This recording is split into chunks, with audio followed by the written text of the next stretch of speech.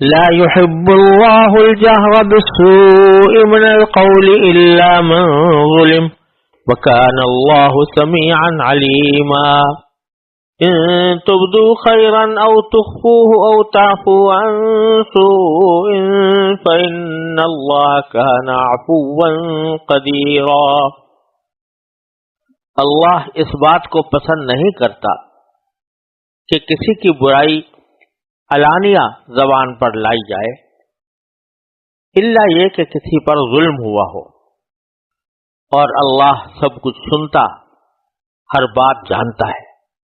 اگر تم کوئی نیک کام علانیہ کرو یا خفیہ طور پر کرو یا کسی برائی کو معاف کر دو تو بہتر ہے، کیونکہ اللہ بہت معاف کرنے والا ہے، اگرچہ سزا دینے پر پوری قدرت بھی رکھتا ہے. ان آیات سے پہلے اللہ تبارک و تعالی نے منافقین کی کچھ غلط سرگرمیوں کا ذکر کیا تھا، لیکن اللہ تبارک و تعالی نے کسی کا نام لے کر یا کسی کی شخصیت کی نشاندہی کر کے منافقین کی برائی بیان نہیں کی تھی، بلکہ ایک عام طریقے سے ایک حکم بیان کیا تھا کہ کچھ لوگ ایسا کرتے ہیں، جو منافق ہیں وہ ایسا کرتے ہیں، لیکن کسی کا نام نہیں لیا. خود رسول کریم سرور دو عالم صلی اللہ علیہ وسلم کی عادت مبارکہ تھی کہ اگر آپ کو کسی شخص کی کسی غلطی کا علم ہوتا اور وہ غلطی ایسی ہوتی کہ اس سے دوسرے لوگوں کو بھی غلط راستے پر چلنے کی ترغیب ملتی، تو آپ اپنے عمومی خطاب میں اس خاص شخص کا نام لیے بغیر یہ فرمایا کرتے تھے کہ ما بال اقوام یفعلون کذا، یہ بعض لوگوں کا کیا معاملہ ہے کہ وہ اس طریقے سے کرتے ہیں اور ایسا نہیں کرنا چاہیے. نام نہیں لیتے تھے کسی. تو بعض اوقات ایسا ہوتا ہے کہ جب اس طریقے سے عمومی طور پر کوئی بات کہی جاتی ہے، جیسے کہ منافقین کے بارے میں پچھلی آیتوں میں کہی گئی، تو اس کے نتیجے میں بعض لوگ کسی خاص شخص کی نشاندہی اپنے یا تو ذہن میں کر لیتے ہیں کہ فلاں شخص کے اوپر یہ باتیں پوری اتر رہی ہیں لہذا وہ منافق ہے، یا جن برائیوں کا ذکر پیچھے کیا گیا ہے یہ فلاں شخص میں پائی جاتی ہیں لہذا وہ اس برائی کے اندر داخل ہے. تو اس کا نتیجہ یہ ہوتا ہے کہ غیبت شروع ہو جاتی ہے، اور کسی شخص کی پیٹھ پیچھے اس کی کسی ایسی بات کا ذکر کرنا جو اسے ناگوار ہو، یہ غیبت کہلاتا ہے، اور غیبت بالکل حرام اور ناجائز ہے. تو جہاں اللہ تبارک و تعالی نے پچھلی آیات میں ایک عمومی حالات ذکر فرمائے تھے منافقین کے کہ وہ اس طرح کرتے ہیں اس طرح کرتے ہیں، تو اس سے کسی شخص کو یہ ترغیب مل سکتی ہوگی یا کسی کے دل میں یہ خیال پیدا ہو سکتا ہوگا کہ یہ اوصاف تو فلاں میں پائے جاتے ہیں، لہذا میں اس کو مطعون کروں اور یہ قرآن کریم کی آیت ہے اس کے اوپر چسپاں کروں. تو اس وجہ سے اللہ تبارک و تعالی نے اس کے بعد یہ ایک عام حکم دیا کہ لا يحب اللہ الجہر بالسوء من القول الا من ظلم، یعنی اللہ تبارک و تعالی اس بات کو پسند نہیں کرتا کہ کسی کی برائی علانیہ بیان کی جائے، زبان پر لائی جائے، الا یہ کہ کسی پر ظلم ہوا. یہاں دو باتیں سمجھنے کی ہیں. ایک تو یہ کہ غیبت یعنی کسی کے پیچھے پیچھے اس کی برائی کرنا یا اس کے بارے میں کوئی ایسا تبصرہ کرنا جو وہ سنے تو اسے ناگوار ہو، چاہے وہ تبصرہ صحیح بھی ہو لیکن کسی کے پیٹھ پیچھے ایسی بات کہنا، یہ غیبت کہلاتا ہے. اور قرآن کریم نے اس کے اوپر بڑی سخت وعید بیان فرمائی ہے. سورہ حجرات میں اللہ تعالیٰ نے فرمایا کہ لا یغتب بعضکم بعضا، ایک دوسرے کی غیبت ہرگز نہ کیا کرو، اور اس کو تشبیہ دی کہ غیبت کرنا ایسا ہے جیسے کہ اپنے مردہ بھائی کا گوشت کھانا،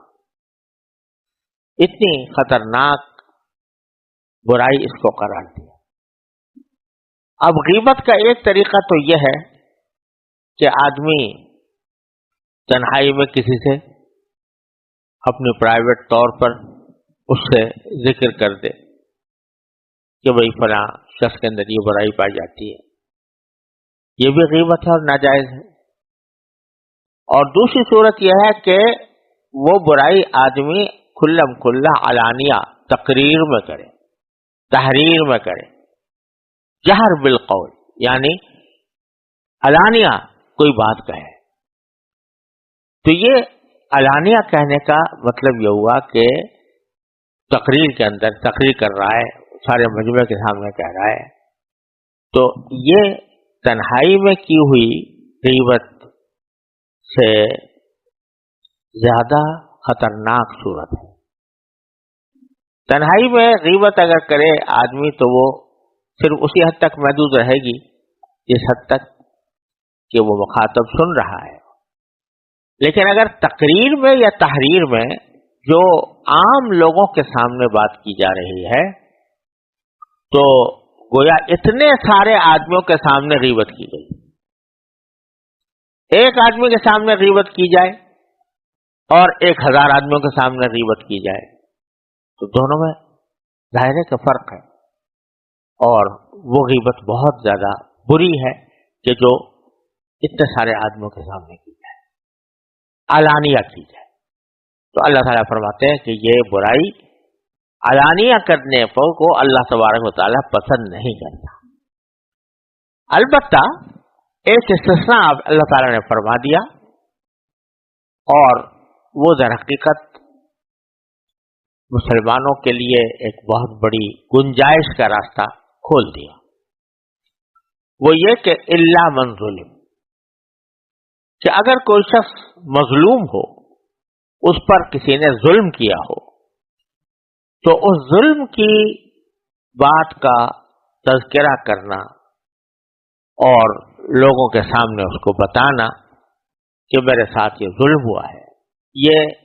غیبت کے اندر داخل ہے، حرام غیبت کے اندر داخل ہے۔ ایک شخص ہے، اس کا مال کوئی چوری کر کے لے گیا، اب وہ اگر پولیس والوں کے سامنے جا کے بتاتا ہے یا عدالت میں بیان دیتا ہے اور اس میں اس کی برائی کرتا ہے تو یہ کوئی ناجائز غیبت نہیں ہے، کیونکہ وہ مظلوم ہے اور اس مظلوم کا یہ حق ہے کہ وہ اپنے اوپر کیے گئے ظلم کو ایسے لوگوں کے سامنے بیان کرے جو اس کی تشفی کر سکتے ہوں یا اس کی فریاد کو سن سکتے ہوں اور مجرم کو سزا دلوا سکتے۔ ان کے سامنے تو بیان کرنا بلا شبہ جائز ہے، لیکن بعض علماء کرام نے یہ بھی فرمایا کہ بعض اوقات کوئی مظلوم ہوتا ہے تو صرف اتنی بات نہیں کہ وہ جا کر عدالت کا دروازہ کھٹکھٹائے یا پولیس کے پاس جائے، وہ بعض اوقات اس کے دل میں ایک غم ہوتا ہے، صدمہ ہوتا ہے، تکلیف ہوتی ہے، اس تکلیف کو ٹھنڈا کرنے کے لیے اور اپنے دل کی بھڑاس نکالنے کے لیے وہ اپنے کسی دوست کو، عزیز کو واقعہ بتاتا ہے کہ میرے ساتھ یہ ظلم ہوا۔ تو یہ واقعہ بتانا بھی اگر اس غرض سے ہو کہ اس سے ایک دل کو تسلی حاصل ہو تو اس حد تک بھی ایسا کرنے میں انشاءاللہ کوئی مذائقہ نہیں، لیکن جہاں اس میں سے کوئی بات بھی نہ ہو تو کسی معین شخص کو یہ کہنا کہ یہ فاسق ہے یا ظالم ہے یا اس نے یہ ایسا کرتا ہے ایسا کرتا ہے، تو یہ کرنا جائز نہیں ہے، اور خاص طور پر مجمع عام میں اس طرح کی غیبت کرنا اور زیادہ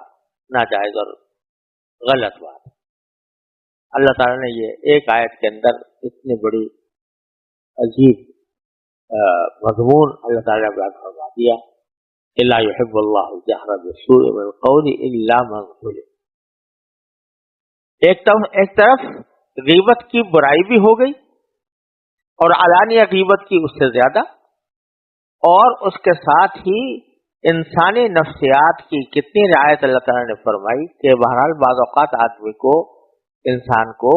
اپنے ساتھ ہونے والی کسی زیادتی کا ذکر کرنا پڑتا ہے، یا تو اس کا مداوع کرنے کے لیے یا اس کی دل کی بھڑاس نکالنے کر اپنے سکون حاصل کرنے کے لیے، تو اس کی کوئی ممانعت نہیں ہے، اس کو اللہ تعالیٰ مستثنیٰ فرماتا. البتہ یہ کہہ دیا آگے کہ ایک طرف تو ہم یہ کہتے ہیں کہ تمہیں مظلوم ہونے کی وجہ سے تم اپنی مظلومیت کا بیان کر سکتے ہو، کھلا بیان بھی کر سکتے ہو، علانیہ بھی کر سکتے ہو، تنہائی میں بھی کر سکتے ہو، دونوں تمہارے لیے جائز ہے. لیکن اگر تم درگزر ہی کر لو، یعنی تمہارے ساتھ زیادتی ہوئی ہے، بے شک ہوئی ہے، لیکن تم یہ سوچو کہ میں اس کا بدلہ لے کر کیا کروں گا. اگر میں نے اپنے ساتھ ظلم کرنے والے کو عدالت سے سزا دلوا دی تو اس سے میرا کیا فائدہ ہوگا؟ اس لیے یہ سوچتے ہوئے اگر تم معاف کر دو تو یہ بہت بڑی نیکی ہے، اللہ تعالیٰ کو یہ بہت پسند ہے. کیوں؟ اس لیے کہ اللہ تعالیٰ خود عفو اور قدیر ہے، یعنی معاف بہت کرتا ہے، تمہاری غلطیوں کو معاف کرتا ہے. اس وجہ سے نہیں کہ تمہاری غلطیوں کا بدلہ لے نہیں سکتا یا تمہاری غلطیوں پر تمہیں سزا دے نہیں سکتا، بلکہ قدیر ہے، یعنی قدرت والا ہے. وہ اگر چاہے تو تمہیں سزا دے سکتا ہے، لیکن اپنی رحمت کی وجہ سے وہ تمہیں معاف کر دیتا ہے. تو اسی طرح اگر تم اپنے ساتھ ظلم کرنے والے کو معاف کر دو تو یہ ایک بہت بڑی نیکی ہے. اور جیسا کہ دوسری جگہ قرآن کریم نے ارشاد فرمایا کہ اگر تم ایسا کرو گے تو ان ذالک من عزم الامور، یہ بہت بڑا عزم ہونے کا مظاہرہ ہوگا، اور اللہ تعالیٰ کو یہ بات بہت پسند ہے. تفصیل اس کی انشاءاللہ اس موقع پر آئے گی. تو فرمایا، اب پھر دوبارہ ذرا آیت پر، دونوں آیتوں پر نظر ڈال لیجیے. لا يحب اللہ الجہر بالسوء من القول، اللہ تبارک و تعالی پسند نہیں کرتا کہ کسی برائی کو علانیہ زبان پر لایا جائے. الا من ظلم، البتہ اگر کوئی شخص مظلوم ہو اور وہ اپنے ظلم کی داستان بیان کرے تو اس میں کوئی مذاکرہ نہیں. اور وکان اللہ سمیعا علیما، اللہ تعالیٰ خوب سنتا اور ہر بات کو جانتا ہے. لہذا اگر تم کسی سے تنہائی میں کرو یا علانیہ کرو، اللہ تعالیٰ کو پتہ چل جائے گا. اور ان تبدو خیرا او تخفو، اگر کوئی بھلائی کا کام تم ظاہر کر کے کرو یا چھپا کر کرو، او تعفو عن سوء، یا کسی برائی کو معاف ہی کر دو، تو یقیناً اللہ تبارک و تعالی اس پر تمہیں اجر دیں گے. کیوں؟ اس لیے کہ فإن اللہ کان عفوا قدیرا، اللہ تبارک و تعالی خوب معاف کرنے والے ہیں، باوجود ہے کہ قدرت پوری رکھتے ہیں. تو ان تبدو خیرا اور تخفوہ میں دونوں صورتیں بیان فرما دی کہ اگر تم معافی علانیہ کرو یا چھپ کر کرو، یعنی تم اپنے دل ہی دل میں معاف کر دو یا تنہائی میں معاف کر دو اور اس برائی سے درگزر کرو، تو یہ تمہارے لیے بہت بہتر ہے. اور چونکہ اگرچہ سیاق کلام یعنی جو سیاق و سباق میں بات چل رہی ہے وہ علانیہ برائی بیان کرنے کی ہے، تو اس کے ساتھ ہی ایک عام حکم بھی بیان کروا دیا کہ اگر بھلائی کی بات بھی کرو گے، اب مثلا کسی کو معاف کرنا ہے تمہیں، بھلائی کی بات ہے، تو اس کو اگر تم ظاہر کر کے کرو یا تخفوہ یا چھپا کر کرو تو دونوں صورتوں میں اللہ تبارک و تعالیٰ کے ہاں سے تمہارے لیے بڑا اجر ہے. اور اللہ تعالیٰ ان الذين يكفرون بالله ورسله ويريدون ان يفرقوا بين الله ورسله ويقولون نؤمن ببعض ونكفر ببعض ويريدون ان يتخذوا بين ذلك سبيلا اولئك هم الكافرون حقا واعتدنا للكافرين عذابا مهينا والذين آمنوا بالله ورسله ولم يفرقوا بين أحد منهم أولئك سوف يؤتيهم أجورهم وكان الله غفورا رحيما. ان آیات کا ترجمہ یہ ہے جو لوگ اللہ اور اس کے رسولوں کا انکار کرتے ہیں اور اللہ اور اس کے رسولوں کے درمیان فرق کرنا چاہتے اور کہتے ہیں کہ کچھ رسولوں پر تو ہم ایمان لاتے ہیں اور کچھ کا انکار کرتے ہیں، اور اس طرح وہ چاہتے ہیں کہ ایک بیچ کی راہ نکال لیں. ایسے لوگ صحیح معنی میں کافر ہیں اور کافروں کے لیے ہم نے ذلت آمیز عذاب تیار کر رکھا ہے. اور جو لوگ اللہ پر اس کے رسولوں پر ایمان لائیں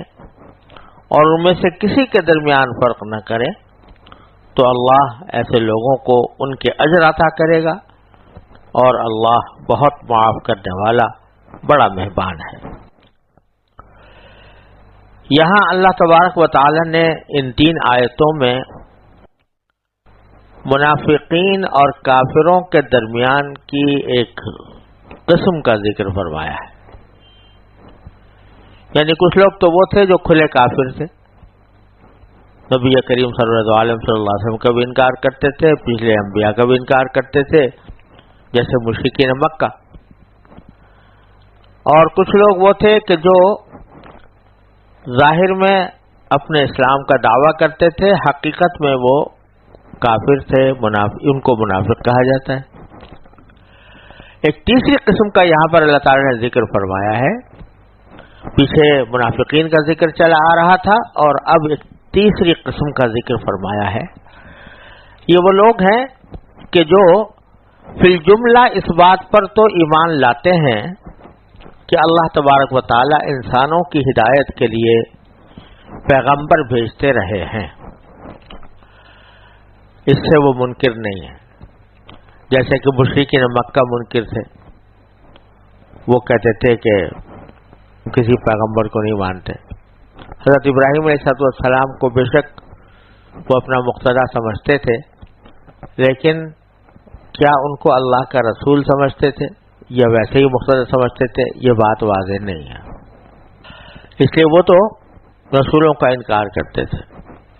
لیکن کچھ لوگ وہ ہیں کہ جو بعض رسولوں کو مانتے تھے، بعض رسولوں کو نہیں مانتے تھے. فی الجملہ یہ سمجھتے تھے کہ اللہ تعالیٰ نے کچھ پیغمبر بھیجے ہیں، لیکن کون پیغمبر ہے صحیح معنی میں اور کون نہیں ہے اس کے بارے میں وہ تردد میں بھی مبتلا تھے، بلکہ بعض انبیاء کا صریح انکار کرتے تھے. جیسے کہ مثلا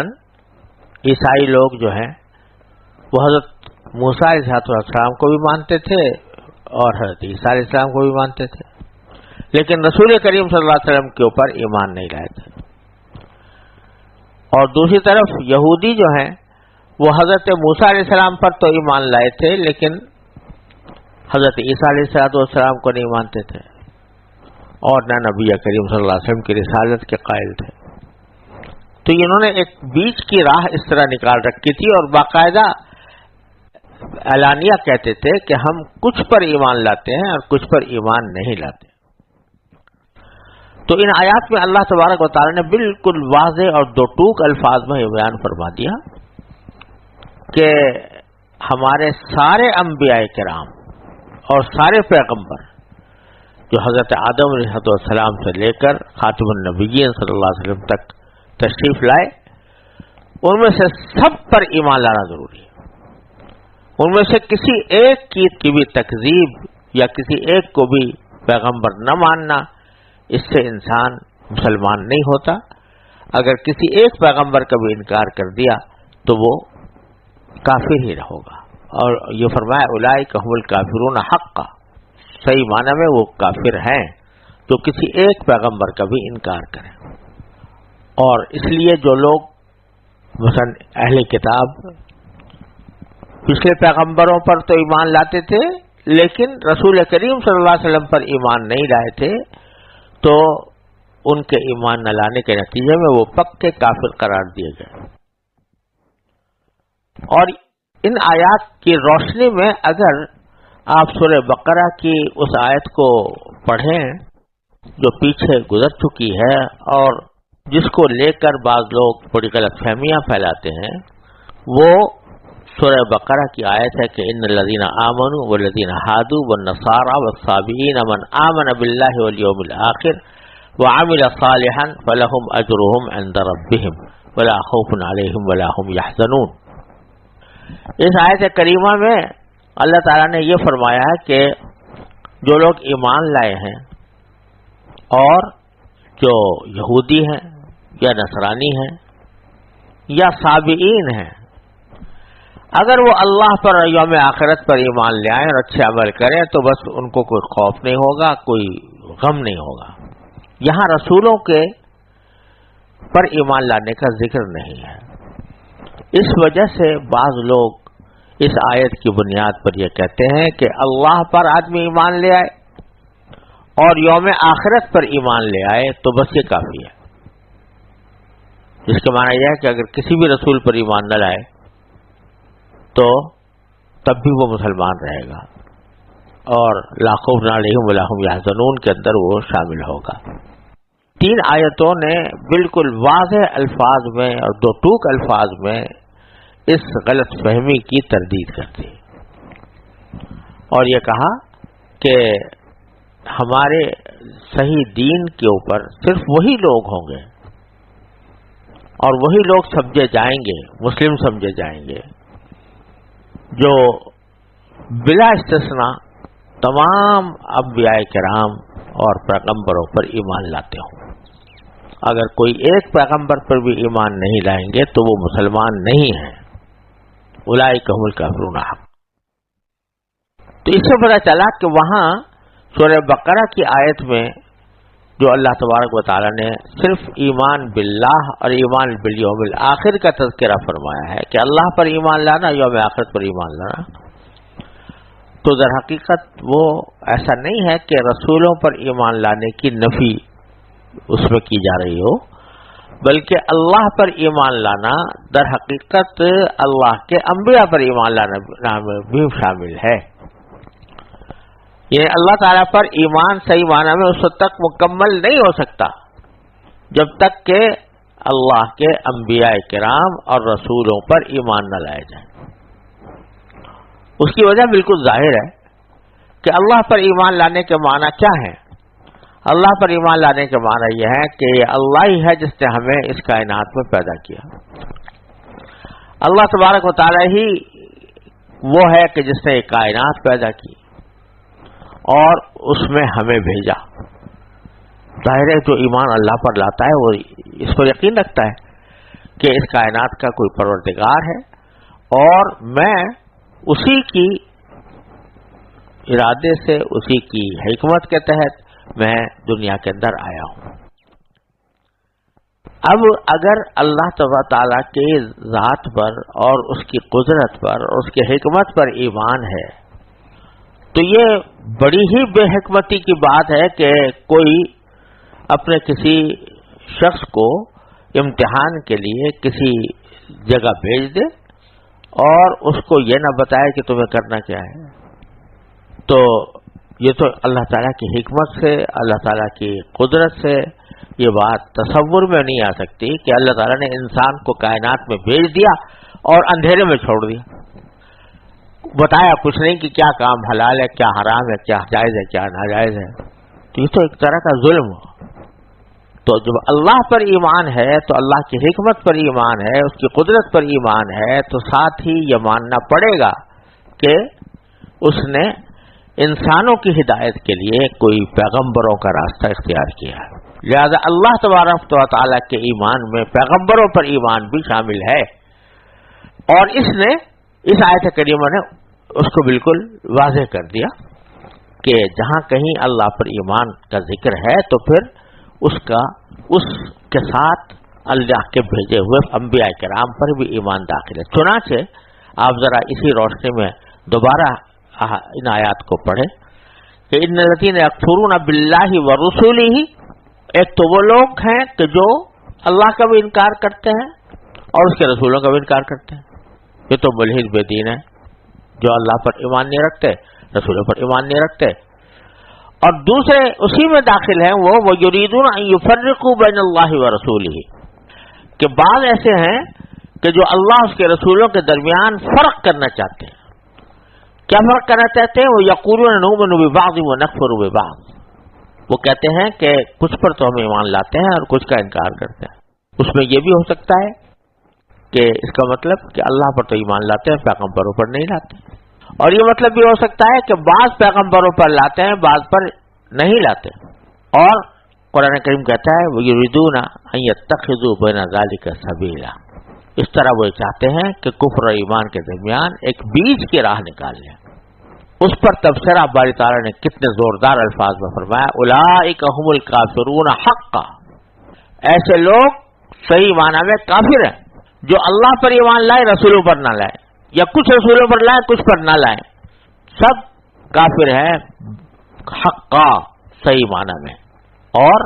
ساتھ ہی یہ بھی فرمایا وَأَعْتَدْنَا لِلْكَافِرِينَ عَذَابًا مُهِينًا، اور کافروں کے لیے جن میں وہ لوگ بھی داخل ہیں جو منافق ہیں، وہ لوگ بھی داخل ہیں جو خدا کا بھی انکار کرتے ہیں، اور وہ لوگ بھی داخل ہیں جو خدا کے اوپر ایمان رکھتے ہیں پیغمبروں پر نہیں رکھتے، اور وہ لوگ بھی داخل ہیں کہ بعض پیغمبروں کو مانتے ہیں بعض کو نہیں مانتے۔ ان سب کے بارے میں فرمایا کہ یہ کافر حق صحیح معنی میں، اور کافروں کے لیے ہم نے ایک اہانت ذلت آمیز عذاب تیار کر رکھا ہے۔ اور اللہ تبارک و تعالیٰ کے یہ عادت شریفہ ہے قرآن کریم کے اندر کہ جب کافروں کا، ان کی بدعمالیوں کا اور ان کے برے انجام کا تذکرہ فرماتے ہیں تو ساتھ ہی ایمان لانے والوں کا، صحیح معنی میں مسلمانوں کا، نیک عمل کرنے والوں کا جہاں تذکرہ ہوتا ہے تو پھر ان کے اجر کا اور جنت کا تذکرہ ہوتا ہے۔ چنانچہ پیچھے جو ہے کافروں کا تذکرہ کرنے کے بعد اللہ تعالیٰ فرماتے ہیں والذین آمنوا باللہ ورسولہ، اور وہ لوگ جو اللہ پر اور اس کے رسولوں پر ایمان لائے، سارے رسولوں پر، ولم یفرقوا بین احد منہم، اور ان میں سے کسی کے درمیان فرق نہ کریں کہ ایک پر ایمان لا رہے ایک پر نہ لائیں، تو اولئک سیؤتیہم اجورہم، اللہ تبارک و تعالیٰ ایسے لوگوں کو ان کے اجر عطا کرے گا۔ وَكَانَ اللَّهُ غَفُورًا رَحِيمًا، اور اللہ تعالیٰ بہت معاف کرنے والا بڑا مہربان ہے۔ یعنی اگر ان مومنوں سے جن کو اللہ تعالیٰ نے مومن تسلیم فرمایا ہے اور ان کے لیے اجر کا وعدہ کیا ہے، ان سے بتقاضائے بشریت غلطیاں سرزد ہوں، کوئی گناہ کر بیٹھیں، تو اللہ تبارک و تعالیٰ ان کو بخشنے والا بھی ہے، ان پر رحم کرنے والا بھی ہے۔ تو باوجود غلطیوں کے جب وہ اللہ تعالیٰ کی طرف رجوع کریں گے، استغفار اور توبہ سے کام لیں گے، اپنے کیے پر نادم ہوں گے، تو اللہ تبارک و تعالیٰ ان کی توبہ بھی قبول فرمائے گا اور ان کو معاف بھی فرمائے گا، اور صرف معاف ہی نہیں فرمائے گا، رحم بھی فرمائے گا۔ غفور کے تو معنی یہ ہے کہ ایک گناہ تھا اس کو معاف کر دیا، معاف کرنے سے وہ جو سزا تھی وہ ختم ہو گئی۔ لیکن رحیم کے معنی یہ ہے کہ ان کو اپنے رحمت کا مورد بنایا۔ مجھے مغفرت سے آگے کی چیز ہے کہ مغفرت تو ہو ہی گئی، اس کے ساتھ ساتھ اپنے رحمت کا مورد بنائیں گے۔ رحمت کا مورد بنانے کا معنی یہ کہ اپنی طرف سے ان کو ان کے ساتھ رحمت کا معاملہ فرمائیں گے۔ وہ کیا رحمت کا معاملہ فرمائیں گے وہی بہتر جانتے ہیں۔ اور اس اجمال کے اندر بھی بڑا لطف ہے جیسا کہ دوسری جگہ قرآن کریم میں فرمایا لہم الحسنى وزیادہ، کہ ان کو اچھی چیزیں بھی دیں گے اور کچھ اور بھی دیں گے. کچھ اور، یہ مبہم اور مجمل لفظ استعمال کر کے ایک اس کا اشتیاق پیدا کر دیا، اس کی طلب پیدا کر دی، بھائی کیا ہو کہ وہ اور چیز کیا ہوگی. تو اسی طریقے سے مغفرت کے ساتھ باری تعالیٰ اکثر و بیشتر رحمت کا ذکر فرماتے ہیں کہ صرف تمہاری مغفرت ہی نہیں کریں گے کہ بھئی تمہارے گناہ معاف کر دیے، بلکہ رحمت بھی کریں گے. اب رحمت کیا کریں گے مغفرت کے بعد؟ کہ تمہیں مظہر بنائیں گے اپنی غفاری کا، اپنی ستاری کا، اپنے رحمان ہونے کا، اپنے پروردگار ہونے کا، اپنے تمہارے پالنے والا ہونے کا، اس کا مظہر بنائیں گے تمہیں. تو تمہارے اوپر رحمتوں کی بارش ہوگی، تمہارے اوپر رحمتیں نچھاور ہوں گی. تو یہ بڑی زبردست خوشخبری ہے کہ صرف غفور ہی نہیں ہے، رحیم بھی ہے. معاف ہی کرنے والے نہیں ہیں بلکہ اوپر سے رحمت کرنے والے بھی ہیں. اللہ تبارک و تعالیٰ اپنے فضل و کرم سے ہم سب کو بھی اس کا مورد بننے کی توفیق عطا فرمائے. يسألك أهل الكتاب أن تنزل عليهم كتابا من السماء فقد سألوا موسى أكبر من ذلك فقالوا أرنا الله جهرة فأخذتهم الصاعقة بظلمهم ثم اتخذوا العجل من بعد ما جاءتهم البينات فعفونا عن ذلك وآتينا موسى سلطانا مبينا ورفعنا فوقهم الطور بميثاقهم وقلنا لهم ادخلوا الباب سجدا وقلنا لهم لا تعدوا في السبت وأخذنا منهم ميثاقا غليظا فبما نقضهم ميثاقهم وكفرهم بآيات الله وقتلهم الأنبياء بغير حق وقولهم قلوبنا غلف بل طبع الله عليها بكفرهم فلا يؤمنون إلا قليلا. آیت کریمہ کا ترجمہ یہ ہے کہ اے پیغمبر، اہل کتاب تم سے مطالبہ کر رہے ہیں کہ تم ان پر آسمان سے کوئی کتاب نازل کرواؤ. تو یہ کوئی اچنبھی بات نہیں، کیونکہ یہ لوگ تو موسیٰ سے اس سے بھی بڑا مطالبہ کر چکے ہیں. چنانچہ انہوں نے موسیٰ علیہ السلام سے کہا تھا کہ ہمیں اللہ کو کھلی آنکھوں دکھاؤ. چنانچہ ان کے سرکشی کی وجہ سے ان کو بجلی کے کڑکے نے آ پکڑا تھا. پھر ان کے پاس جو کھلی کھلی نشانیاں آئیں، ان کے بعد بھی انہوں نے بچھڑے کو معبود بنا لیا تھا. اس پر بھی ہم نے انہیں معاف کر دیا اور ہم نے موسیٰ کو واضح اقتدار عطا کیا. اور ہم نے کوہ طور کو ان پر بلند کر کے ان سے عہد لیا تھا اور ہم نے ان سے کہا تھا کہ شہر کے دروازے میں جھکے ہوئے سروں کے ساتھ داخل ہونا، اور ان سے کہا تھا کہ تم شنیچر کے دن کے بارے میں حد سے نہ گزرنا، اور ہم نے ان سے بہت پکا عہد لیا تھا. پھر ان کے ساتھ جو کچھ ہوا وہ اس لیے کہ انہوں نے اپنا عہد توڑا، اللہ کی آیتوں کا انکار کیا، انبیاء کو ناحق قتل کیا، اور یہ کہا کہ ہمارے دلوں پر غلاف چڑھا ہوا ہے. حالانکہ حقیقت یہ ہے کہ ان کے کفر کی وجہ سے اللہ نے ان کے دلوں پر مہر لگا دی ہے، اس لیے وہ تھوڑی سی باتوں کے سوا کسی بات پر ایمان نہیں لاتے. اس سے پہلے منافقین کا تذکرہ چل رہا تھا، اور منافقین بھی دراصل اپنی نسل در نسل قبیلے کے لحاظ سے وہ بنی اسرائیل سے تعلق رکھتے تھے، یہودی تھے. اب نبی کریم سرور عالم صلی اللہ علیہ وسلم جب مدینہ منورہ تشریف لائے تو یہودیوں کے 3 گروہ ہو گئے تھے. ایک گروہ تو وہ تھا جو نبی کریم صلی اللہ علیہ وسلم پر ایمان لے آیا، آپ کے رسالت کے دلائل واضح دیکھ کر مسلمان ہو گیا، جیسا کہ حضرت عبداللہ ابن سلام رضی اللہ تعالیٰ عنہ۔ دوسرا گروہ وہ تھا کہ جو حضور اقدس صلی اللہ علیہ وسلم کے اقتدار کی وجہ سے اور سارے علاقے پر جو آپ کو ایک برتری اور تسلط حاصل تھا، اس سے ڈرتے ہوئے زبان سے تو مسلمان ہونے کا اقرار کرتے تھے، اندر سے ان کے اندر کفر بھرا ہوا تھا۔ یہ منافق کہلاتے تھے، جن کا پیچھے ذکر آیا ہے۔ تیسرے قوم وہ تھی کہ جو کھلم کھلا حضور اقدس صلی اللہ علیہ وسلم کی مخالفت کرتی تھی، بحثیں کرتی تھی، اور انہی کا ذکر اب ان آیات میں کیا گیا ہے، جس میں یہ بات مذکور ہے کہ انہوں نے نبی کریم سرورت عالم صلی اللہ علیہ وسلم سے یہ مطالبہ کیا کہ ہم آپ پر اس وقت تک ایمان نہیں لا سکتے، قرآن پر ایمان نہیں لا سکتے، جب تک کہ آپ ہمارے سامنے آسمان سے ایک کتاب اترتی ہوئی ہم نہ دیکھ لیں۔ یعنی صرف اتنا کافی نہیں ہے کہ آپ کے اوپر وحی کے ذریعے قرآن نازل ہو جائے، ایک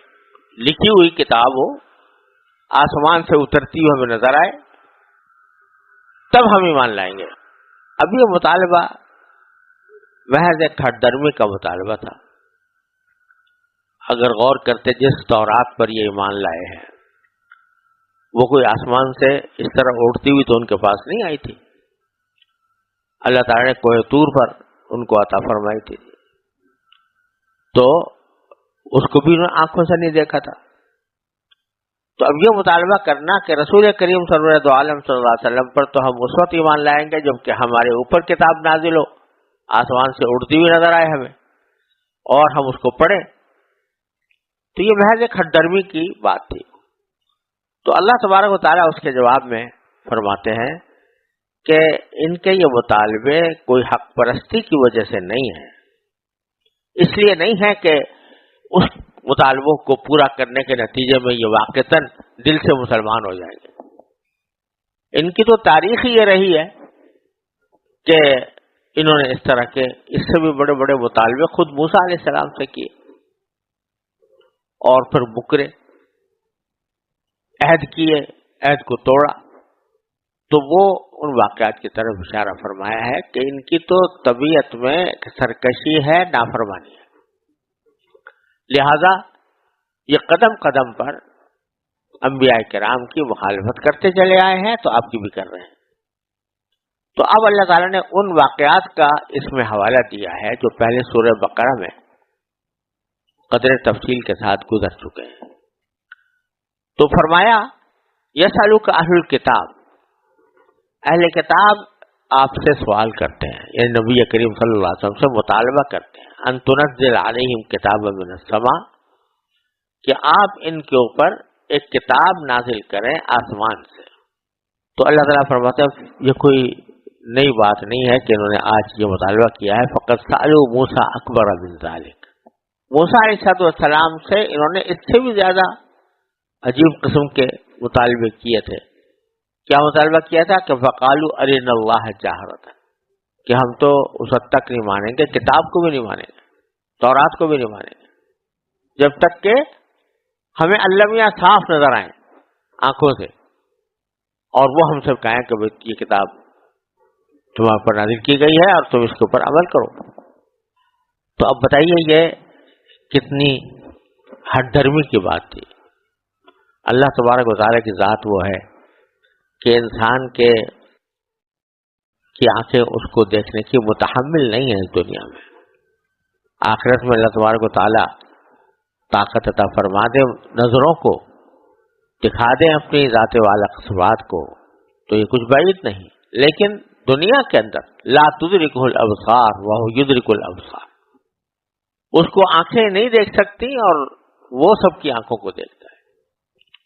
اب اس کے بارے میں کہنا کہ ہمیں کھلم کھلا دکھا دو. پیغمبر کو تو دکھائی نہیں دیا اللہ میں نے. پیغمبر نے درخواست کی تھی کہ ارینی انظر الیک، تو اللہ تعالیٰ نے فرمایا تھا کہ اچھا دیکھو یہ پہاڑ کو دیکھو، اگر یہ اپنی جگہ پر سلامت رہا تو ہمیں بھی دیکھ لینا. وہ پہاڑ جو ہے جل کے ریزہ ریزہ ہو گیا، تو پیغمبر تو دیکھ نہیں سکا. یہ حضرات فرماتے ہیں کہ ہمیں دکھاؤ، ارے راہ جا رہا. تو اس کے نتیجے میں اللہ تبارک و تعالیٰ نے اخذتہم الصاعقۃ بظلمہم، ان کی اس ظلم کی وجہ سے اللہ تعالیٰ نے ان کے اوپر ایک کڑکا بھیجا. اس کڑکے نے ان کو آ پکڑا اور اس کے نتیجے میں یہ بے ہوش ہو گئے، جس کی تفصیل انشاءاللہ آگے سورہ اعراف میں آنے والی ہے. تو ان کا یہ مطالبہ اس وقت بھی تھا. پھر ان کی نافرمانیاں اس حد تک بڑی ہیں کہ حضرت موسیٰ علیہ السلام کی نبوت اور رسالت کی کھلی کھلی نشانیاں ان کے سامنے آ چکی تھی. حضرت موسیٰ علیہ السلام کے معجزات سامنے آ چکے تھے، تورات ان کے اوپر نازل کی گئی تھی. یہ سب ہونے کے باوجود ثم اتخذوا العجل من بعد ما جاءتهم البینات، انہوں نے بچڑا بنا لیا اور بچڑے کی عبادت شروع کر دی، جس کا ذکر تفصیل کے ساتھ پیچھے سورہ بقرہ میں آیا ہے اور آگے سورہ طٰہٰ میں انشاءاللہ اس کی مزید تفصیل آئے گی. بعد اس کے کہ ان کے پاس کھلی روشن دلیلیں آ چکی تھی. اتنا بڑا جرم، شرک سے بڑھ کر کوئی اور جرم نہیں ہوتا کہ انہوں نے بچڑے کی پرستی شروع کر دی اللہ تعالیٰ کو چھوڑ کر. تو اتنا بڑا جرم کیا، اس کے باوجود فعفونا عن ذلک، ہم نے پھر بھی درگزر کیا، معاف کر دیا. اور اس کے بعد یہ لوگ حضرت موسیٰ علیہ السلام کو تکلیف پہنچاتے رہے تھے، پریشان کر رہے تھے. ہم نے موسیٰ علیہ السلام کو ایک واضح اقتدار عطا کیا، سلطانا مبینہ وہ عطا کیا. اور پھر آگے اور چلو، جب تورات ان کے پاس بھیجی گئی تو تورات کو بھی عمل کرنے سے انہوں نے کنی کترائی اور چاہا کہ ہم تورات کے احکام کے پابند نہ رہیں. تو آخرکار اللہ تبارک و تعالی نے فرماتے ہیں وَرَفَعْنَا فَوْقَهُمُ الطُّورَ، ہم نے ان کے اوپر طور کو ان پر بلند کر لیا، بِمِيثَاقِهِمْ، اور طور کو بلند کر کے ان سے عہد لیا، اور ان سے عہد لیا کہ مانو ورنہ یہ پہاڑ تمہارے سر پر کھڑا ہے، تمہارے اوپر پھینک دیا جائے گا، جس کی تفصیل سورہ بقرہ میں آ چکی ہے. اور اس سے بھی آگے جب انہوں نے کہا کہ جی ہمیں تو یہ بٹیر اور من و سلوا جو ہے یہ ہم مدتوں سے کھا رہے ہیں، جی بھر گیا ہے، اب تو ہمیں ترکاریاں چاہیے اور پیاز چاہیے اور لہسن چاہیے اور دالیں چاہیے. تو ہم نے کہا چلو ٹھیک ہے، ہم یہ جو ہے نا سامنے ایک شہر جس کے بارے میں بعض لوگ کہتے ہیں کہ وہ بیت المقدس تھا، بعض کہتے ہیں انطاکیہ تھا، قرآن نے کوئی نام نہیں لیا. اس شہر کو دکھا کر اللہ تعالی نے فرمایا کہ اس میں داخل ہو جاؤ، البتہ اپنی ساری جو نافرمانیاں پہلے تم نے کی ہیں ان کے اوپر کچھ ندامت کا اظہار کرتے ہوئے داخل ہو، تمہارے سر جھکے ہوئے ہوں اللہ تعالیٰ کی بارگاہ میں، اور اس حالت میں داخل ہو گئے تو تمہیں وہ سب کچھ مل جائے گا جو تم نے مانگا ہے. اس شہر کے اندر زراعت ہوگی، اس میں پودے اگیں گے، اس میں ترکاریاں ہوں گی، وہ سب تمہارے لیے ہوں گی. تو باری تعالیٰ فرماتے ہیں کہ ہم نے کہا تھا کہ ان کے دروازے میں جھکے ہوئے سروں کے ساتھ داخل ہو، مگر سورہ بقرہ میں آیا کہ جھکے ہوئے کیا داخل، سینے تان تان کر داخل ہوئے. ہم نے کہا تھا بھائی مغفرت طلب کرتے ہوئے داخل ہو، استغفار کرتے ہوئے داخل ہو، وہاں نعرے لگاتے ہوئے داخل ہو رہے تھے کہ ہمیں گندم چاہیے، ہمیں والی چاہیے. تو ہر قدم پر نافرمانی کی. پھر فرمایا کہ تم وَقُلْنَا لَهُمْ لَا تَعْدُوا فِي السَّبْتِ، ہم نے کہا تھا کہ وہ شنیچر کے بارے میں حد سے نہ گزرنا، لیکن انہوں نے اس شنیچر کے احکام کی بھی خلاف ورزی کی، جس کی تفصیل سورہ بقرہ کی آیت نمبر 51 سے لے کر آیت نمبر 66 تک گزر چکی ہے کہ کس طرح انہوں نے شنیچر کے احکام کی خلاف ورزی کی تھی۔ اور بھائی تعالیٰ فرماتے ہیں وَأَخَذْنَا مِنْهُمْ مِيثَاقًا غَلِيظًا، ہم نے ان سے بڑا بھاری عہد لیا تھا، پکا عہد لیا تھا ان نافرمانیوں سے بچنے کا، لیکن کوئی عہد انہوں نے قائم نہیں رکھا، کسی پر قائم نہ رہے، لہذا فَبِمَا نَقْضِهِمْ مِيثَاقَهُمْ، پھر ان کے ساتھ جو کچھ ہوا وہ اس لیے کہ انہوں نے اپنا عہد توڑا، وَكُفْرِهِمْ بِآيَاتِ اللَّهِ، اور اللہ کی آیتوں کا انکار کیا، وَقَتْلِهِمُ الْأَنْبِيَاءَ بِغَيْرِ حَقٍّ، اور انبیاء کرام کو ناحق قتل کیا، بہت سے انبیاء کرام کو انہوں نے قتل کیا تھا، خود ان کی کتابیں گواہی دے رہی ہیں، جو عہد نامہ قدیم ہے اس میں صرف ایک جبل قیسون کے اوپر، جو آج کل قاسیون کہلاتا ہے، دمشق کے کنارے پر وہ پہاڑ واقع ہے، تو بائبل یہ کہتی ہے، عہد نامہ قدیم یہ کہتا ہے کہ صرف اس پہاڑ کے اوپر 20,000 انبیاء قتل کیے گئے، 20,000 انبیاء کرام کو قتل کیا گیا، اور یہ سب کرنے والے بنی اسرائیل تھے۔ تو قتلہم الانبیاء بغیر حق، انہوں نے انبیاء کرام کو ناحق طریقے سے قتل کیا، وقولہم قلوبنا غلف، اور یہ سب کرنے کے بعد جب ان کو کچھ ہدایت کی بات کہی جاتی تو یہ کہتے کہ ہمارے دلوں پر تو غلاف چڑھا ہوا ہے۔ غلاف چڑھے ہونے کے معنی یہ ہے کہ ہم ایک حق بات پر قائم ہیں اور کوئی دوسرا ہمیں اس دل کے اندر کوئی دوسری بات داخل نہیں کر سکتا، بند ہے ہمارے دل دوسری بات سے، ہم جس بات کو مانتے ہیں جانتے ہیں اسی پر ایمان لائے ہوئے ہیں، اس کے اوپر اپنے دل کو مطمئن کر رکھا ہے، اسی پر ہم قانع ہیں، کسی دوسرے کی بات ہمارے اوپر اثر نہیں کر سکتی۔ بڑی تعالیٰ پھر جملہ متعارضہ کے طور پر فرماتے ہیں بل طبع اللہ علیہا بکفرہم، ارے غلاف نہیں چڑھا ہوا، اس معنی میں اللہ نے مہر لگا دی ہے ان کے دلوں پر ان کے کفر کی وجہ سے، یعنی اللہ تبارک و تعالی جب کوئی شخص نافرمانی کے روش اختیار کرتا ہے جان بوجھ کر، جانتے بوجھتے کہ یہ وہ حق بات ہے، اس کو ٹھکراتا ہے، اس کے انکار کرتا ہے اور کرتا رہتا ہے، تو آخر میں اللہ تبارک و تعالی اس کے دل پر مہر لگا دیتے ہیں۔ اللہ تعالیٰ حفاظت فرمائے۔ ختم اللہ علی قلوبہم وعلی سمعہم وعلی ابصارہم غشاوہ، اللہ تعالیٰ نے ان کے اوپر مہر لگا دیا۔ کلا بل ران علی قلوبہم ما کانوا یکسبون، حدیث میں آتا ہے کہ جب کوئی بندہ کوئی گناہ کرتا ہے تو اس کے دل پر ایک سیاہ نقطہ لگ جاتا ہے، اگر توبہ کر لے گا تو وہ نقطہ دور ہو جائے گا، توبہ کرنے کے بجائے اور کرے گا دوسرا نقطہ لگ جائے گا، اور کرے گا تیسرا لگ جائے گا، یہاں تک کہ گناہوں کی وجہ سے نقطے بڑھتے چلے جاتے ہیں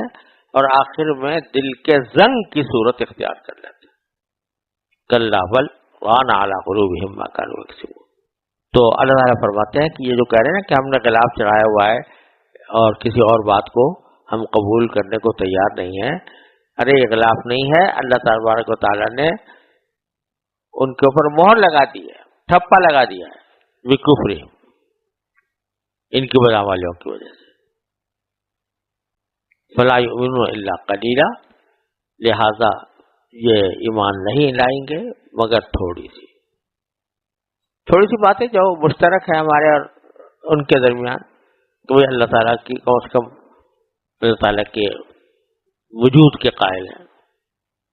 چلو اس پر تو ایمان لے آئے ہیں، لیکن جو اور دوسری باتیں ہیں جو ضروری ہیں ایمان کے لیے ان کے اوپر ایمان نہیں لائے۔ ولا یؤمنون الا قلیلا،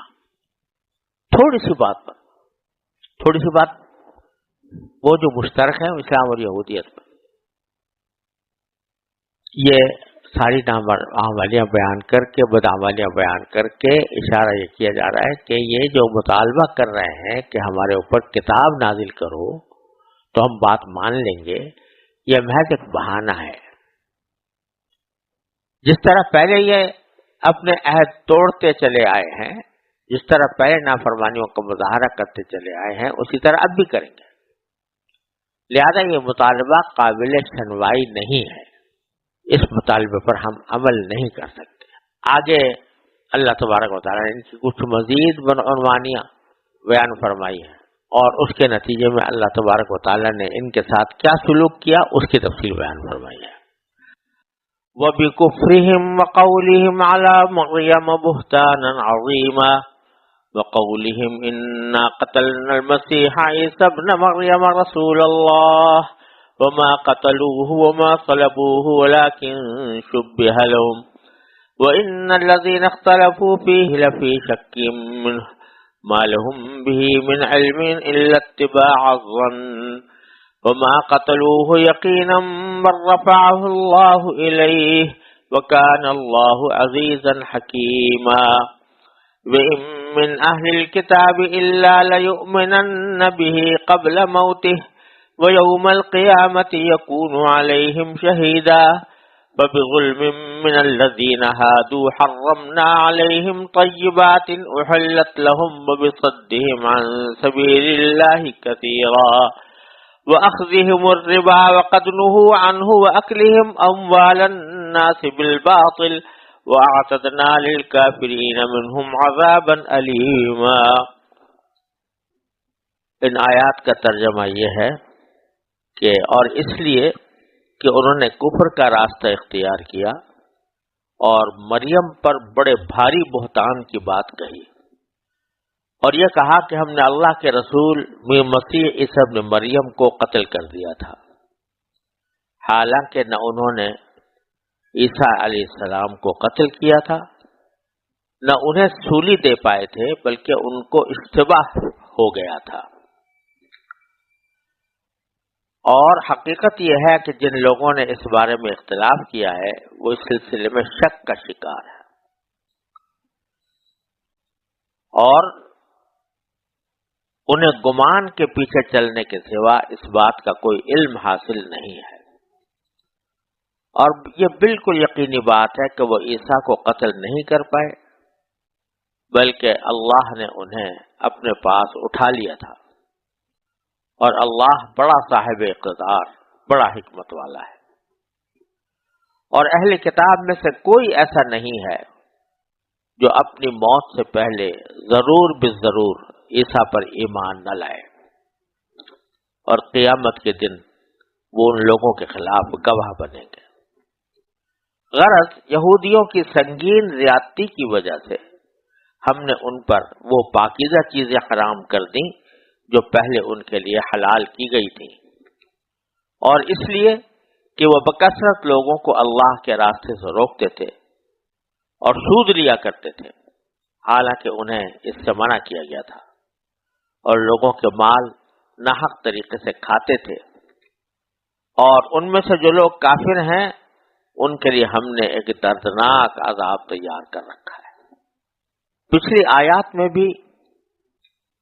بنی اسرائیل کی نافرمانیوں کا ذکر تھا کہ آج یہ مطالبہ کر رہے ہیں کہ ہمیں آسمان سے کتاب اتار کر دکھائی جائے، ہمارے سامنے اترے اور ہم اس کو پڑھیں. تو یہ محض ہٹ درمی کا اور بہانہ بازی کا ایک راستہ ہے، ورنہ ان کی بدعنوانیاں اور ان کے بہانے اور ان کی بدعمالیاں شروع سے چلی آ رہی ہیں، جو اس بات کو ثابت کرتی ہیں کہ یہ حق کے حقیقی طلبگار نہیں ہیں. چنانچہ ان کی بدعمالیوں کے پیچھے بھی ذکر کیا گیا تھا. اب پھر اللہ تبارک و تعالیٰ مزید اس کے اوپر اضافہ فرماتے ہیں کہ انہوں نے کفر کا راستہ اختیار کیا.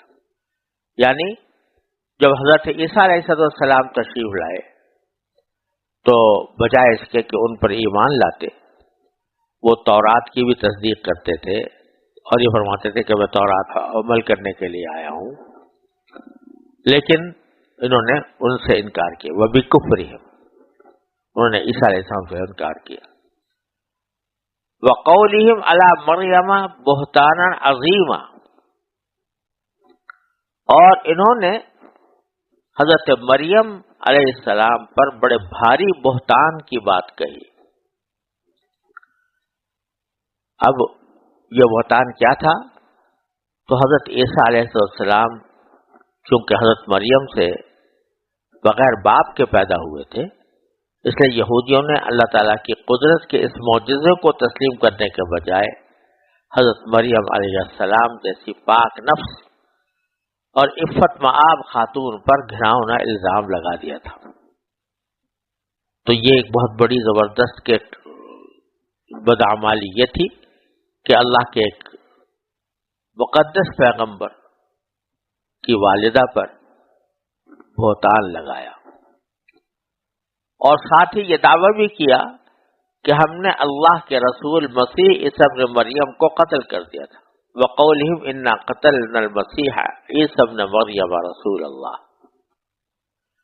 یہ جو اس میں رسول اللہ کا لفظ آیا ہے یہ ان کے مقولے کا حصہ نہیں ہے، کیونکہ عیسیٰ علیہ السلام کو پیغمبر نہیں مانتے تھے، بلکہ ایک حقیقت کا بیان ہے کہ انہوں نے ان صاحب کو قتل کیا جن کا نام تو مسیح عیسیٰ ابن مریم تھا، اور حقیقت میں وہ اللہ کے رسول تھے، اور ان کو انہوں نے کہا کہ ہم نے قتل کر دیا ہے، حالانکہ وما قتلوہ وما صلبوہ، نہ انہوں نے ان کو قتل کیا تھا اور نہ سولی چڑھایا تھا، ولیکن شبہ لہم، لیکن ان کو اشتباہ ہو گیا تھا۔ اللہ تبارک و تعالی نے اپنے رسول کی مدد فرمائی، اور جیسے کہ آگے آ رہا ہے کہ اللہ تعالی نے اوپر اٹھا لیا، اور ان کو اشتباہ لگ گیا، یہ سمجھ بیٹھے کہ ہم نے قتل کر دیا ہے عیسیٰ علیہ السلام کو، اگرچہ اس زمانے میں روم کی حکومت تھی، اور اس علاقے میں جہاں عیسیٰ علیہ السلام تشریف فرما تھے وہاں ایک حکمران تھا جس کا نام پیلاطس تھا، تو اصل میں تو حضرت عیسیٰ علیہ السلام کو اس حکمران نے سولی پر چڑھانے کا حکم دیا تھا، اور ظاہر ہے کہ اگرچہ حکم حکومت کی طرف سے آیا تھا، لیکن اس کے پیچھے ان یہودیوں کی بڑی شرارت بھی تھی، اور عیسیٰ علیہ السلام کو بدنام کرنے کی تحریک بھی تھی، اور لہذا اصل میں آپ کو سولی چڑھانے کے فیصلے کے پیچھے یہودیوں کی سازشیں کار فرما تھی، اس لیے انہوں نے دعویٰ کیا ہم نے قتل کیا یا ہم نے سولی چڑھایا، حالانکہ قتل کا حکم یا سولی چڑھانے کا حکم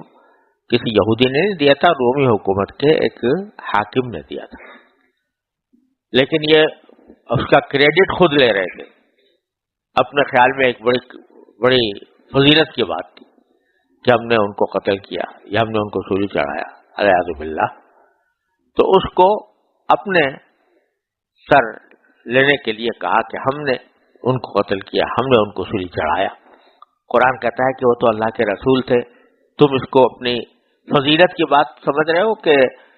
ہم نے ان کو قتل کیا، ہم نے ان کو سولی چڑھایا، حالانکہ وہ تو اللہ کے رسول تھے۔ اگر تم نے ان کے ساتھ یہ حرکت کی تو تم نے خود اپنا درجہ دنیا اور آخرت میں نیچا کر لیا، بجائے اس کے کہ تمہیں فضیلت ہوتی ہے، تمہاری فضیلت ہے۔ اس لیے رسول اللہ کے رب اللہ تعالی نے اپنی طرف سے اشارہ فرمایا، ساتھ ہی یہ بھی کہہ دیا کہ اول تو یہ کوئی فضیلت کی بات نہیں تھی، اور دوسرے یہ کہ حقیقت میں قتل کیا ہی نہیں تھا، نہ انہوں نے قتل کیا نہ انہوں نے سولی چڑھایا، بلکہ ان کو اشتباہ لگ گیا۔ اب اشتباہ کیا لگا، کس طرح لگا، اس کی کوئی قابل اعتماد روایت ہمارے پاس نہیں ہے جس کے اوپر پورا بھروسہ کیا جا سکے۔ مفسرین نے مختلف افراد سے اس کے مختلف واقعات بیان فرمائے ہیں جن کی پوری سند ہمارے پاس نہیں ہے. مثلا حضرت ضحاک سے منقول ہے کہ جب حضرت مسیح علیہ السلام کے قتل کا ارادہ کیا گیا تو حواری ایک جگہ جمع ہو گئے. مسیح علیہ السلام بھی ان کے پاس تشریف لے آئے. ابلیس نے یہود کے اس دستے کو جو عیسیٰ علیہ السلام کے قتل کے لیے تیار کھڑا تھا حضرت عیسیٰ علیہ السلام کا پتہ دے دیا اور 4000 آدمیوں نے مکان کا محاصرہ کر لیا. عیسیٰ علیہ السلام نے اپنے حواریین سے فرمایا کہ تم میں سے کوئی شخص اس کے لیے آمادہ ہے کہ باہر نکلے اور اس کو قتل کر دیا جائے اور پھر وہ جنت میں میرے ساتھ ہو. ان میں سے ایک صاحب نے کہا کہ ہاں میں اس کے لیے تیار ہوں. تو حضرت عیسیٰ علیہ السلام نے اپنا قمیص اور اپنا امامہ اس کو عطا کیا اور اس نے باہر نکلنے کا ارادہ کیا. اللہ تعالیٰ نے اس کی شکل بالکل موسیٰ حضرت عیسیٰ علیہ السلام جیسی بنا دی.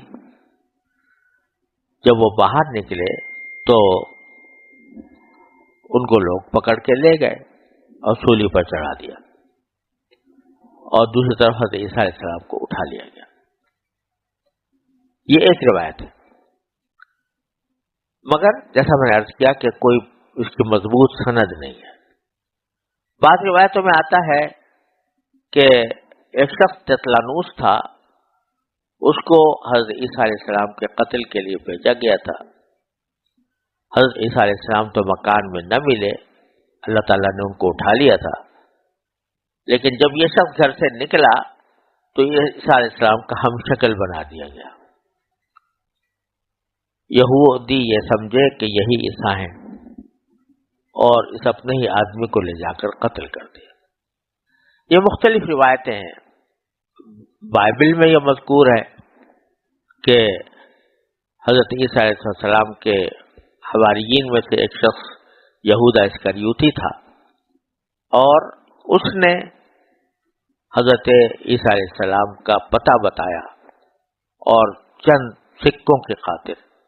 اس نے عیسیٰ علیہ السلام سے غداری کی اور پتہ بتا کر ان کو قتل کرنے والوں یا سولی چڑھانے والوں کے حوالے کیا. اب بعض روایتوں میں یہ بیان کیا گیا کہ وہی یہودا اسکریوتی جو پتہ چلانے کے لیے اندر گیا تھا،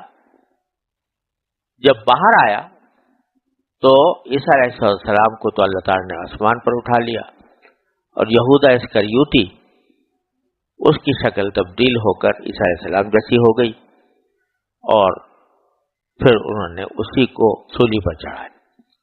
بہرحال جیسا میں نے عرض کیا کہ روایتیں مختلف ہیں. کسی ایک روایت پر پورا بھروسہ اس لیے نہیں کیا جا سکتا کہ اس زمانے کے واقعات کی کوئی باقاعدہ سند کے ساتھ حفاظت نہیں. نبی کریم سرور دو عالم صلی اللہ علیہ وسلم کی احادیث اور آپ کی سیرت و سنت کو اللہ تعالیٰ نے محفوظ کرنے کے لیے اسناد حدیث کا ایک عظیم سلسلہ جاری فرمایا تھا. کیونکہ پچھلی شریعتیں باقی نہیں رہنی تھی، اس لیے نہ ان آسمانی کتابوں کے تحفظ کا کوئی وعدہ کیا گیا تھا، اور جب آسمانی کتابوں ہی کا تحفظ کا وعدہ نہیں ہے تو پھر یہ زبانی روایتیں جو ہیں ان کا تحفظ کا تو کوئی راستہ ہی نہیں. اس لیے ہم اس بارے میں کوئی یقین کے ساتھ نہیں کہہ سکتے کہ اشتباہ کس طرح لگا، لیکن اتنی بات قرآن کریم نے بتا دی کہ یہ عیسیٰ علیہ السلام کو قتل نہیں کر پائے تھے، نہ سولی دے پائے تھے، بلکہ اشتباہ لگ گیا تھا، شبہ ان کو لگ گیا تھا کہ یہ سمجھ گئے تھے کہ ہم نے ان کو قتل کر دیا یا ان کو سولی پر چڑھا دیا. لیکن کیا ہوا کہ آگے فرماتے ہیں ان الذین اختلفوا فیہ لفی شک منہ، اور حقیقت یہ ہے کہ جن لوگوں نے اس بارے میں اختلاف کیا ہے وہ سلسلے میں شک کا شکار ہے. یعنی بظاہر تو وہ یقینی طور پر یہی سمجھتے ہیں کہ عیسیٰ علیہ السلام کو سولی دے دی گئی تھی، لیکن چونکہ ان کے پاس اس کی کوئی یقینی دلیل نہیں ہے، اس لیے ایسا ہے جیسے وہ در حقیقت شک میں. ما لهم به من علم الا اتباع الظن، انہیں گمان کے پیچھے چلنے کے سوا اس بات کا کوئی علم حاصل نہیں ہے. وہ تو اس تردد میں اور شک میں اور گمان میں ہے. اللہ تعالیٰ فرماتے ہیں وما قتلوہ یقینا، ہم یقین کے ساتھ کہتے ہیں کہ ان کو قتل نہیں کیا. بل رفعہ اللہ الیہ، اور بلکہ اللہ تعالیٰ نے ان کو اپنے پاس اٹھا لیا. اب اس الفاظ سے زیادہ اور صریح بات کیا ہوگی کہ عیسیٰ علیہ السلام کو اللہ تعالیٰ نے اوپر اٹھا لیا، یعنی آسمان پر اٹھا لیا، اپنے پاس بلا لیا زندہ. لیکن جو لوگ معجزات کے بارے میں تعویل کا راستہ اختیار کرتے ہیں اور معجزات کو تسلیم کرتے ہوئے ان کو بڑا تأمل ہوتا ہے کہ کہیں ہمیں کوئی یہ نہ سمجھ بیٹھے کہ یہ دیو مالائی مذہب ہے، اس واسطے وہ جہاں بھی کوئی معجزے کی بات آتی ہے تو اس کو کسی طرح تعویل کا شکار بناتے ہیں. تو یہاں پر بھی بعض لوگوں نے کہا ہے کہ نہیں جی آسمان پر نہیں اٹھایا گیا تھا، رفع اللہ الیہ کے معنی یہ ہے کہ ان کو اللہ تعالیٰ نے بڑا مرتبہ عطا فرمایا تھا. یعنی اس طرح آپ دیکھیے کہ قرآن کہہ رہے ہیں ما قتلوہ یقینا. اب اس سے زیادہ اور کیا بات ہوگی کہ قتل نہیں کیا یقینی طور پر. پھر فرمایا رفعہ اللہ. اگر صرف درجے کی رفعت مراد ہوتی، مرتبے کی رفعت مراد ہوتی تو الہی کہنے کی ضرورت. الہی کا معنی اپنے پاس اٹھا کر اپنے پاس بلا لیا. جہاں درجے کی رفعت کا بیان ہے تو وہاں اس قسم کے الفاظ نہیں آتے کہ ہم نے اپنے پاس بلا لیا. وہاں یہ رفعناہ مکانا علیہ، ہم نے ان کو بہت اونچا کا مکان عطا کیا. لیکن یہاں رفعہ اللہ الیہ، اور اس سے پہلے ما قتلوہ یقینا وکان اللہ عزیزا حکیما،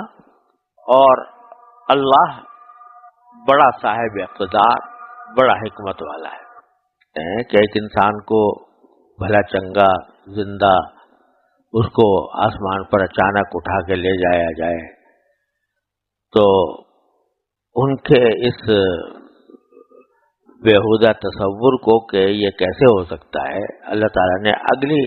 جملے میں فرما دیا وکان اللہ عزیزا. اللہ تبارک و تعالی بہت صاحب اقتدار ہے، وہ ہر چیز پر غالب ہے، لہذا اس کی قدرت سے یہ کچھ بعید نہیں ہے کہ کسی بھی انسان کو زندہ اپنی طرف بلا لے. عزیزا، وہ بہت غالب ہے، صاحب اقتدار ہے، ہر چیز کی قدرت رکھتا ہے، غالب ہے. اب سوال پیدا ہوا کہ صرف انہی کو کیوں اٹھایا گیا؟ اور بھی تو انبیاء کرام بہت دنیا میں آئے اور ان کے پیچھے بھی لوگ لگے، بعض کو قتل بھی کر دیا گیا، ان میں سے تو کسی کو اٹھایا نہیں، ان کو کسی سے بچایا نہیں. تو یہ کیا وجہ ہے کہ انہی کو اٹھایا اور انہی کو بچایا، دوسرے انبیاء قتل ہوتے رہے؟ تو فرمایا حکیم، اللہ صاحب اقتدار ہونے کے ساتھ ساتھ حکمت والا بھی ہے. کس کے ساتھ کیا معاملہ کرنا ہے یہ وہی جانتا ہے، اور کیوں کرنا ہے یہ بھی اسی کو معلوم ہے. کسی دوسرے کو حق نہیں ہے کہ وہ اس سے سوال کرے. لا یسأل عما یفعل وہم یسألون. تو اس واسطے یہ دو صفتیں اللہ تعالیٰ نے ذکر فرمائی. ایک صفت سے باری تعالیٰ کی اس قدرت کی طرف اشارہ ہے کہ وہ جس کو چاہے اٹھا لے آسمان پر، اور دوسری صفت سے یہ کہ انتخاب کس کا کیا گیا اٹھانے کے لیے اور کس کا نہیں کیا گیا، اس کی حکمت کا تقاضا تھا. پھر فرمایا کہ یہ ساری باتیں ذکر کرنے کے بعد فرمایا کہ وَإِن مِّنْ أَهْلِ الْكِتَابِ إِلَّا لَيُؤْمِنَنَّ بِهِ قَبْلَ مَوْتِهِ. اہل کتاب میں سے کوئی ایسا نہیں ہے جو اپنی موت سے پہلے ضرور بالضرور عیسیٰ پر ایمان نہ لائے. کیونکہ اہل کتاب یہودیوں کو بھی کہتے ہیں اور عیسائیوں کو بھی کہتے ہیں. تو یہودی تو حضرت عیسیٰ علیہ السلام کو پیغمبر ہی نہیں مانتے تھے، اور عیسائی خدا کا بیٹا ماننے کے باوجود یہ عقیدہ رکھتے ہیں کہ ان کو سولی پر چڑھا دیا گیا تھا۔ اللہ تعالیٰ فرماتے ہیں کہ سارے اہل کتاب چاہے یہودی ہوں یا عیسائی اپنے مرنے سے ذرا پہلے جب عالم برزخ کے مناظر دیکھیں گے تو اس وقت حضرت عیسیٰ علیہ السلام کے بارے میں ان کے تمام غلط خیالات خود بخود ختم ہو جائیں گے۔ یہودی یہ مان جائیں گے کہ وہ اللہ کے پیغمبر تھے اور ان کو اٹھا دیا گیا تھا،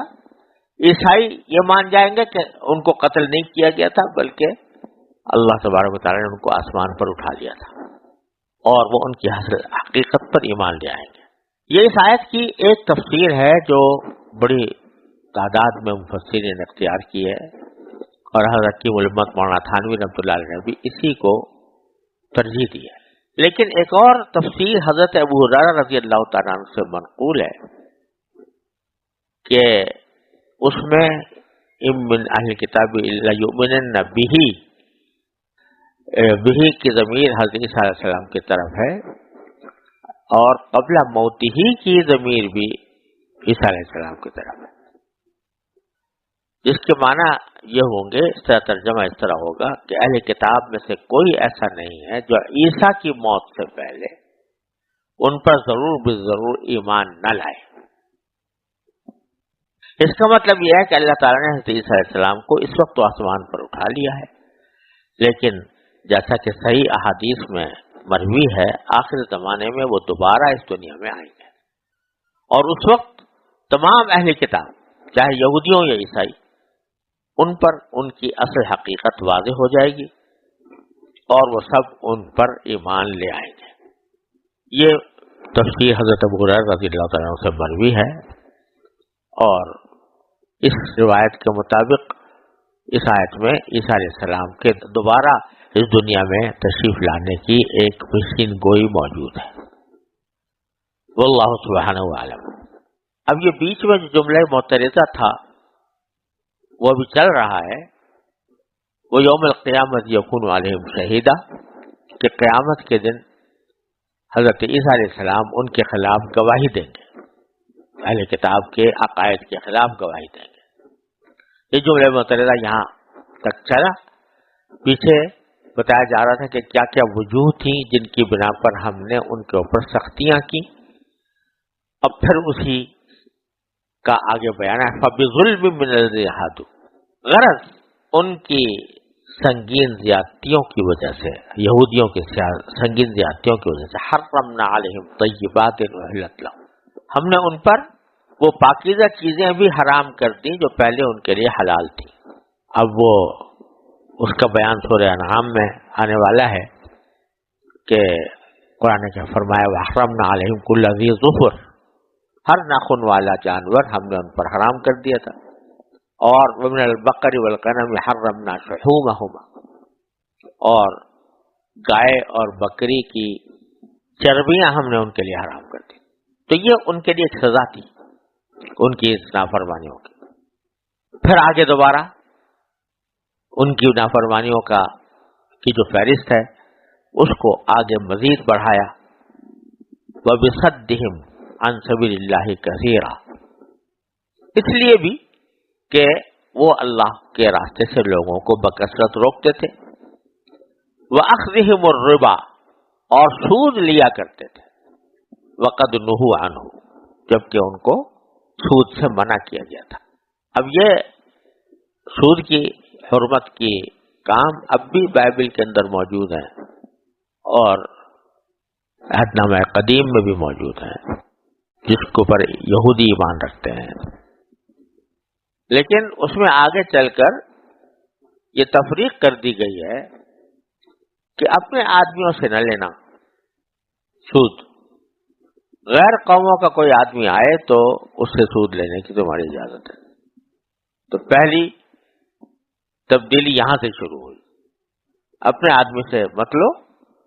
غیر آدمی یعنی بنی اسرائیل سے باہر کا کوئی آدمی جس کو وہ جنٹائل کہتے تھے، یعنی باہر کے لوگ، باہر کی قومیں، ان سے سود لینے کی کوئی ممانعت نہیں ہے، تمہیں جتنا چاہو سود لو۔ تو پہلی حرکت تو یہ کی گئی، بعد میں پھر کھلم کھلا سود کے اوپر سود کو کھانا شروع کر دیا گیا، اس کی مختلف تعویلیں شروع کر دی گئیں، اور آخر دور میں یہ تعویل کی گئی تو سود جو حرام کیا گیا تھا وہ غریب آدمیوں سے سود لینا حرام کیا گیا تھا، اور سرمایہ داروں سے اور بڑے بڑے لوگوں سے سود لینے میں کوئی مذائقہ نہیں ہے۔ بہرحال یہ اس کی کچھ تفصیل ہم سورہ بقرہ میں ذکر کر چکے ہیں۔ تو فرمایا کہ وَأَكْلِهِمْ أَمْوَالَ النَّاسِ بِالْبَاطِلِ، آخری بات جو ذکر کی ہے ان کی بدعنوانیوں کی فہرست میں وہ یہ کہ لوگوں کا مال ناحق طریقے سے کھاتے تھے۔ اب اس میں ساری وہ چیزیں داخل ہو گئیں جو حرام کاروبار کے حرام طریقے ہیں، کمائی کے جو حرام طریقے ہیں۔ تو مطلب یہ کہ ان کو پیسہ بنانے کے لیے کسی روک کی ضرورت نہیں تھی، بلکہ جس طرح بھی پیسہ ملتا ہو اس کو وہ حاصل کرنے کی فکر کرتے تھے تاکہ ان کے مال میں اضافہ ہو، کسی حلال و حرام کی پرواہ نہیں کرتے تھے۔ خلاصہ یہ کہ ان کی عنوانیوں کی یہ اتنی بڑی فہرست ہے جو ہم نے بیان کی ہے، اس سے پتہ چل رہا ہے کہ یہ کوئی حق کے طالب نہیں ہے، یہ ہٹ دھرم ہے۔ لہذا یہ جو آپ سے پوچھ رہے ہیں کہ ہمیں آسمان سے کتاب اترتی ہوئی دکھاؤ، یہ محض ایک بہانہ ہے۔ سورہ انعام میں اللہ تبارک و تعالی نے فرمایا وَلَوْ نَزَّلْنَا عَلَيْكَ كِتَابًا فِي قِرْطَاسٍ فَلَمَسُوهُ بِأَيْدِيهِمْ لَقَالَ الَّذِينَ كَفَرُوا إِنْ هَذَا إِلَّا سِحْرٌ مُبِينٌ، یعنی اگر ہم آپ کے اوپر ایک کتاب اس طرح نازل کر دیتے جو کاغذ پر لکھی ہوئی ہوتی اور وہ اپنے ہاتھوں سے اس کو چھو کر بھی دیکھ لیتے، تب بھی ان کافروں کو یہی کہنا تھا کہ یہ تو ایک کھلا ہوا جادو ہے۔ ان کو ماننے کا کوئی سوال نہیں تھا، بلکہ ہر حالت میں وہ اس کو یہی کہتے کہ جادو ہے۔ لہذا اگر تمہارا یہ مطالبہ بھی تسلیم کر لیا جائے کہ جو اہل کتاب کر رہے ہیں کہ یسألوک الکتاب تنزل علیہ کتابا نقرؤہ، تو بھی کوئی فائدہ نہیں ہے، کیونکہ ان کو ماننا ہی نہیں ہے۔